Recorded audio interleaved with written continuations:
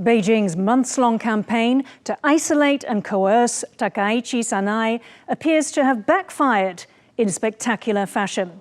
One of the world's most powerful conservative women just got stronger last weekend, coming away with a historic election victory, which she's now vowing to use to strengthen Japan. Watch. 自民党、日本維新の会の与党で合計352という非常に大きな議席をいただきました。日本列島を強く豊かに、重い責任の始まりです。身の引き締まる思いでございます。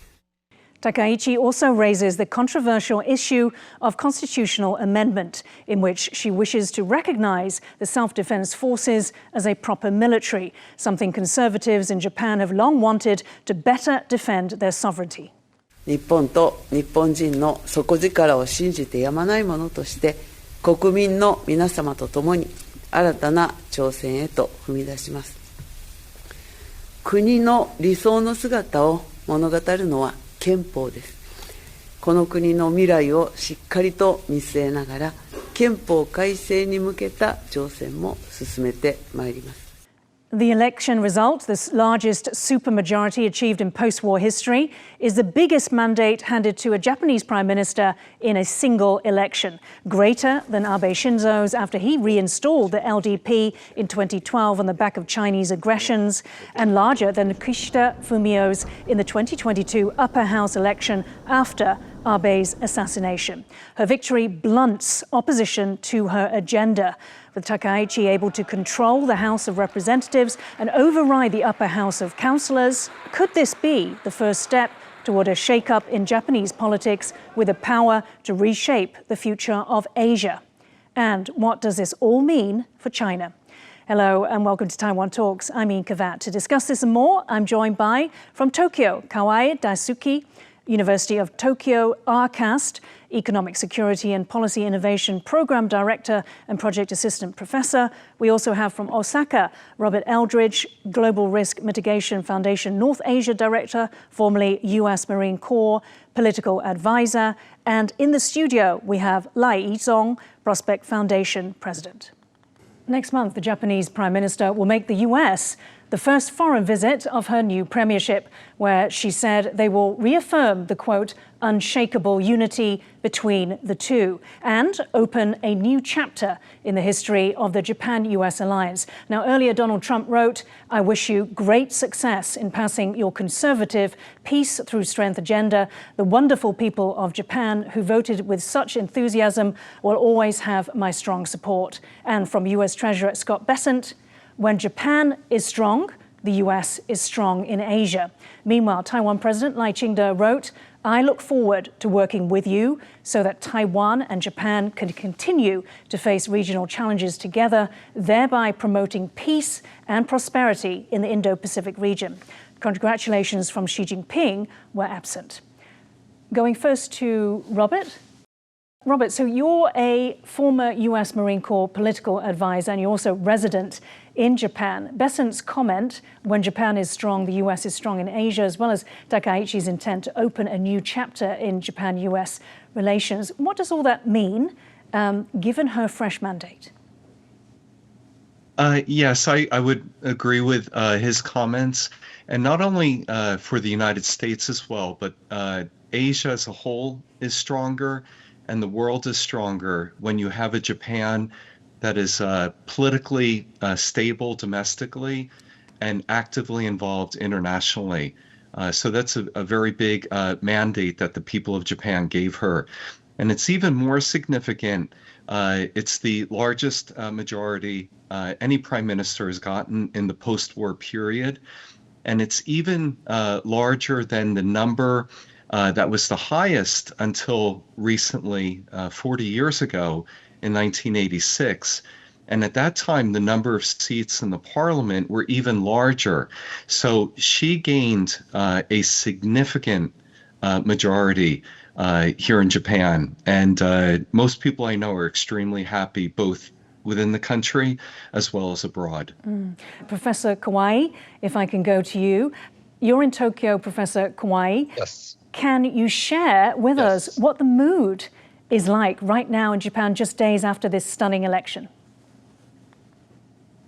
What this result signal is not simply the ruling side won, but a broader shift. So Japanese voters are increasingly cautious. The cost of ambiguity and deteriorating security environment. And massive coercive messaging from Beijing can be intended to intimidate, but often it produces backlash and social cohesion.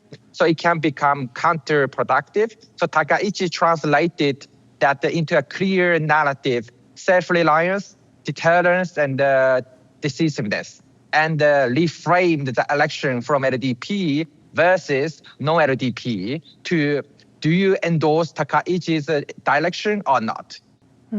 Thank you. Now, China has waged a 3-month-long campaign against Takaichi for answering an opposition question in the Diet about how a naval blockade of Taiwan would threaten Japan's survival and thereby trigger Japan's collective defense. She replied to that question: if a military attack occurs against Taiwan, including a naval blockade conducted by warships, combined with other measures, the use of force could occur. For example, if the US military intervenes to lift that blockade and other uses of force occur to prevent that, such scenarios are conceivable. In such cases, the situation that arises must be assessed comprehensively.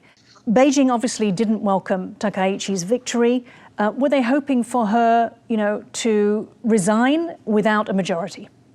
I think apparently Beijing believed that the pressure tactic on the Takaichi, hopefully that they'll result to the further disintegration about Japan politics, especially about the ruling bloc. But the result is that instead of coercing Japan and Takaichi to back down, Takaichi not only confronted and very perseverant about her stand, but also that gave her a higher popularity among the Japan populace, and then also gave her the momentum to call for the new elections, and that gave the ruling bloc the supermajority that will enhance her positions in the whole Japan politics. So I think that Beijing look at the whole development since November until today, probably will see that, oh my God, that's total miscalculations. Professor Kwai, I wanted to ask you specifically, do you believe that China's campaign backfired? Chinese economic coercion really helped Takaichi winning the votes, seats actually. So in fact, the Japanese people really want to see the strong prime minister to take a hard stance toward China. That really helped Takaichi's victory this time. Okay, thank you. Now, in the decade after World War II, Japan set up a minimal number of 150,000 troops for self-defense, converted from its national police reserves, originally established to keep law and order. Now, those self-defense forces are strictly defensive in nature and remain some of the fewest in the region. Let's compare active troop numbers today. At the top, we have China's 2 million troops, followed by South Korea's 500,000, US Indo-PACOM's 375,000, and finally Japan's 250,000. Now let's go back to Takaichi's press conference. 戦略3文書を前倒しで改定し、安全保障政策を抜本的に強化します。自らの国を自らの手で守る。その覚悟なき国を誰も助けてくれはしません。我が国の平和と独立、領土、領海、領空、そして国民の皆様の命と安全を守り抜いてまいります。挑戦しない国に未来はありません。And this is China's defense ministry after the Japanese election. 长期以来，日本政府以所谓解释宪法的伎俩，不断突破专守防卫原则，解禁集体自卫权。以防御为借口，大力发展进攻性武器装备，为日本再军事化披上虚伪的法治外衣。如今又明目张胆谋求将自卫队写入宪法，这不是完善法律，而是掏空和平宪法根基；不是为自卫队正名，而是谋求军事松绑；不是回归所谓正常国家，而是妄图重走军国主义邪路。So going back to Robert in Osaka, Robert, we heard there the Chinese tell one story. What's the reality? Well, I think in this election, China's actually the biggest loser after the opposition parties here in Japan. Their campaign against Japan in recent years, and in particular in recent months, has clearly failed. And one thing that I found extremely significant with the losses among the opposition parties is that some of the most pro-China members of parliament have lost their seats. And that will be significant as Japan moves forward in, again, developing its policies and pursuing its national interests, where it doesn't have the baggage that China represented in Japan's parliament. An example would be the individual you introduced before who asked Prime Minister Takaichi the question in the parliament, Mr. Okada. He formerly was foreign minister in a once opposition party-led administration approximately 16 years ago. I had the opportunity to brief him when I was the political advisor for the Marine Corps, and he asked me a similar question that Ms. Takaichi experienced. And I remember thinking at the time, this is in about March 2010 or so, I was wondering why he was asking that question. Who was he asking that question for? Basically, it had to do with China and Taiwan. And I thought it was a very odd question at the time. And it turns out 15 years later, he has a somewhat similar question of the Prime Minister. So, yeah, I believe China's the biggest loser in this election. So we know that Japan is surrounded by threats from China, Russia, North Korea. In its current form, can these self-defense forces, help defend Japan against these threats? Yeah, thank you. The three countries that you mentioned, another very important thing is that they're all nuclear armed. So Japan and Taiwan are in a very, very, very, very dangerous neighborhood. The figures that you cited for Japan's active duty strength earlier compared to other regional countries is in fact the authorized strength. It's not the actual strength. And so the actual strength is much smaller than what the numbers suggest.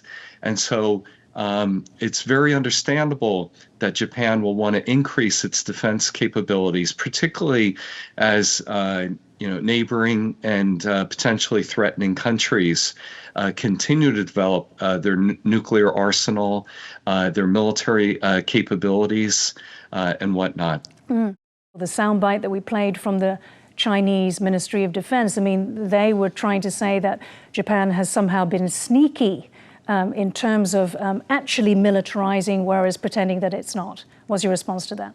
I would need an hour to respond to all of that. But in a nutshell, Japan is very transparent in its defense policies. It practices civilian control, and its defense budget is also extremely transparent.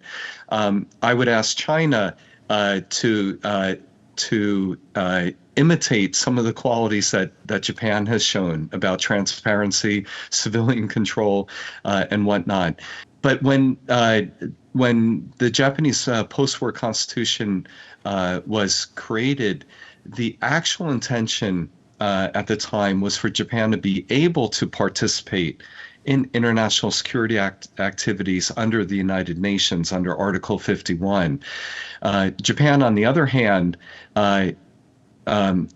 essentially withheld playing that role for a number of years. So if it chooses to become a more normal power going forward, there's been a 75, 80-year blank or gap in that. So again, I think it's a very normal approach that Japan may be taking. Dr. Lai, let me come to you. So, going back to Takaichi's soundbite that we played, I mean, the message seemed to be quite clear. She said that Japan must protect itself. Now, given there is a US mutual defense treaty, is this a signal that there is a shift in the alliance? Well, in essence, probably it's not. But in terms of the proactiveness, it definitely is.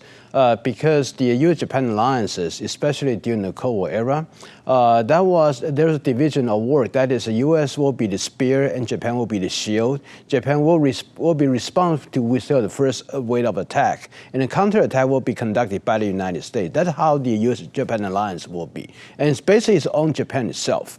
But now Japan is facing a very deteriorating security environment, not just about the Russia launch attack against Ukraine. China probably attacked Taiwan or probably with others. And North Korea has been revitalizing its nuclear weaponry against Japan. So Japan, in this sense, is not just about passive to defend itself, into proactive to defend itself. And also, just like situation in Taiwan will affect Japan also very severely. So Japan also needs to prepare itself to have a role in this Taiwan Strait securities, as well as in South China Sea. Professor Kawai, we've lost you, but you're back now. So Robert had mentioned Takaichi's desire for Japan to normalize. What do you think that means? So what kind of revisions do you think Takaichi might want to bring to the Constitution?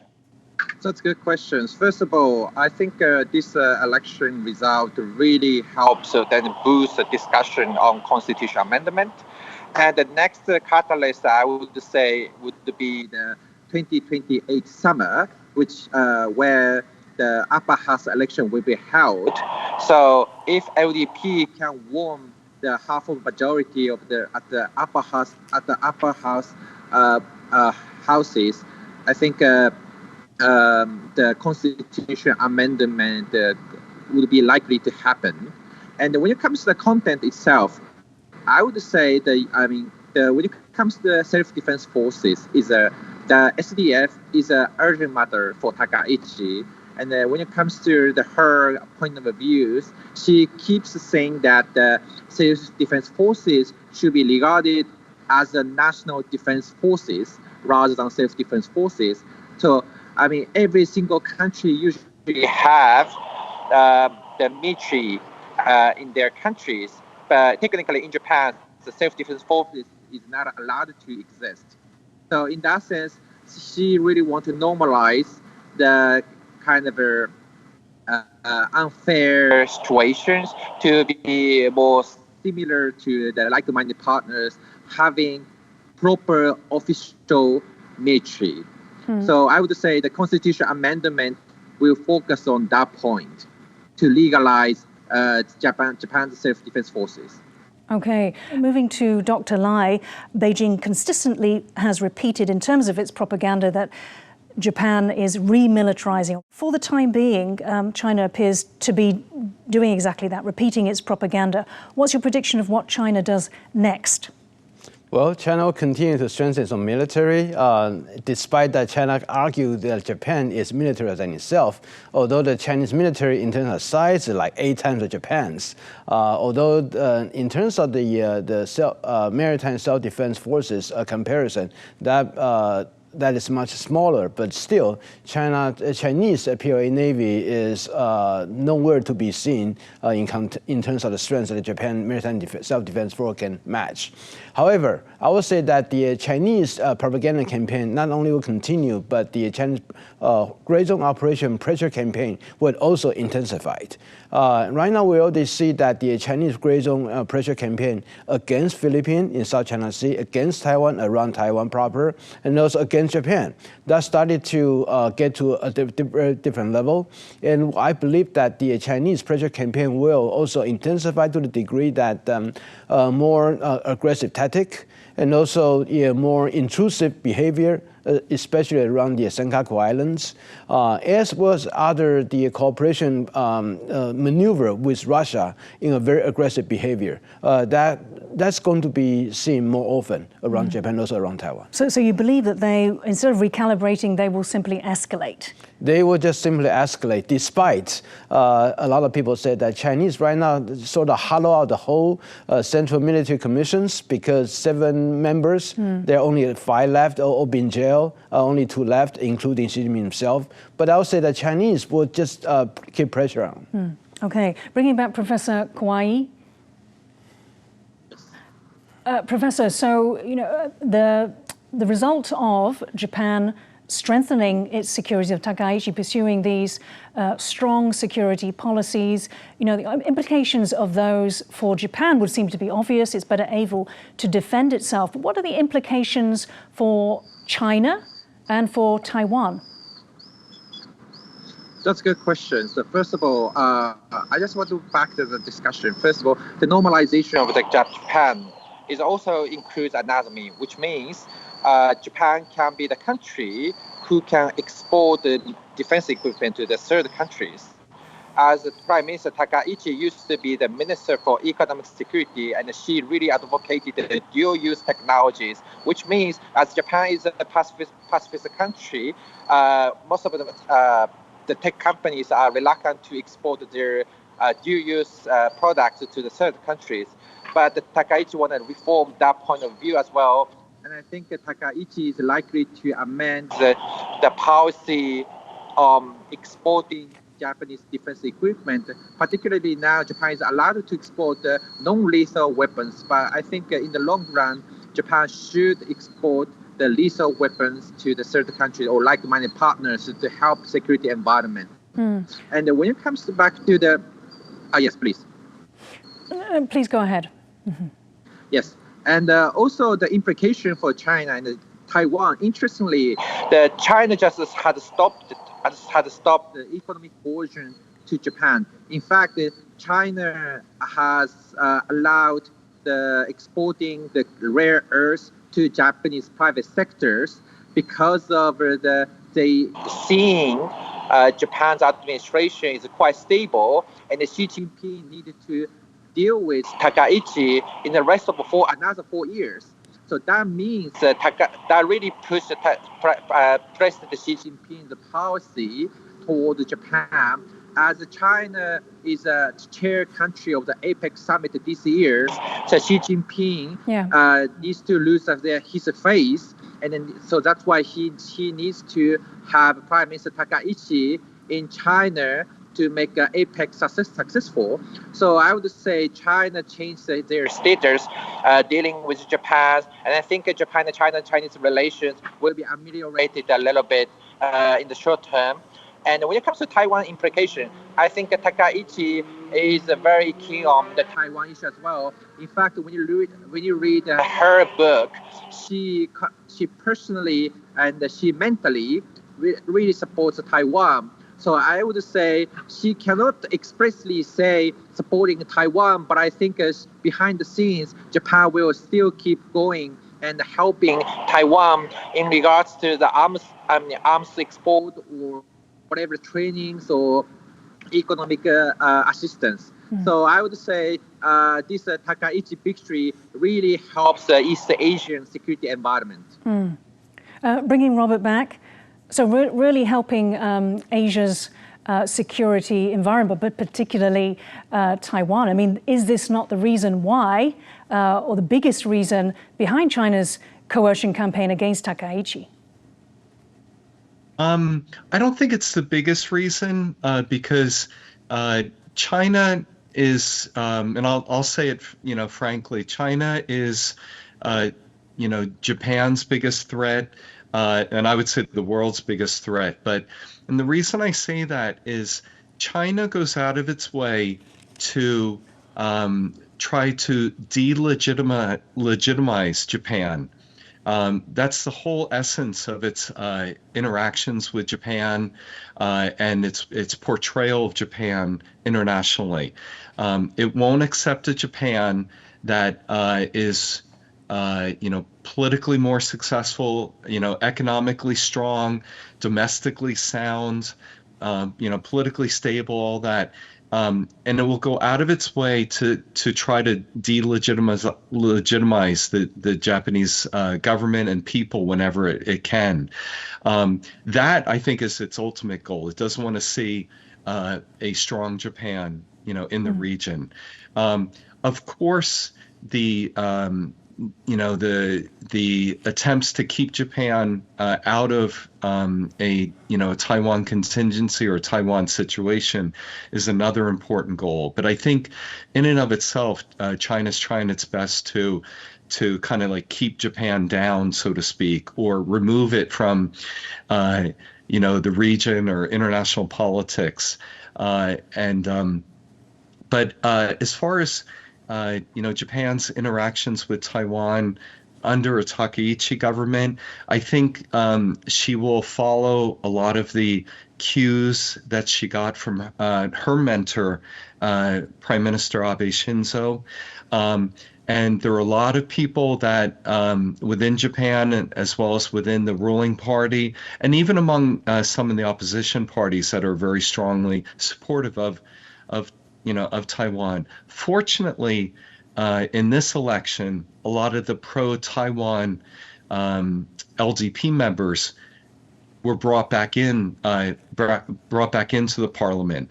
So she's going to be even stronger now as she moves forward in possibly reaching out to Taiwan even more and more. So I'm very excited for the possibility of stronger Taiwan-Japan relations. Okay, we'll have to end it there. Thank you so much to Lai Yizong in the studio, also Kai Daisuke in Tokyo, and Robert Eldridge in Osaka. Thank you so much for joining us. Thank you very much. Thank you. If you liked our show, please search for us on YouTube, give us a thumbs up and hit subscribe to our channel. Thank you for watching our show today. See you next time.